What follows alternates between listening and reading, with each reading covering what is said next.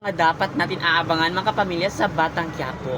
Susugod na nga itong si Tanggol sa bahay nila at kakausapin niya itong si Rigor tungkol nga sa pamabastos na ginawa niya dito kay Marites, pero naabutan niya itong si Lina at ininsulto niya na kung iisipin wala siya dito sa bahay nila. Dahil nga dito ay sinampal itong si Tanggol ni Lina dahil sinabi talaga ni Tanggol na kung hindi lang babae itong si Lina baka ano pang magawa niya dito. Kaya nagalit ito si Lina. Kaya naman ngayon, dahil sa galit na ito ni Lina, gumawa siya ng paraan para masira si Tanggol sa paningin ni Rigor. Ang ginawa niya, nagpalaglag siya sa hagdan at si Tanggol ang tinuturo niya na tumulak sa kanya. Kaya abangan natin ito mga kapamilya, ang Batang Quiapo. Ano kaya ang mangyayari kay Tanggol kung malaman ni Rigor na talagang may ginawa siya dito kay Lina? At yan ang aabangan natin dito sa mas lalong gumaganda na teleserye at ito ang Batang Quiapo.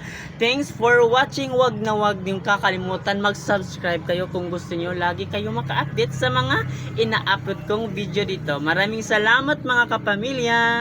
Thank you.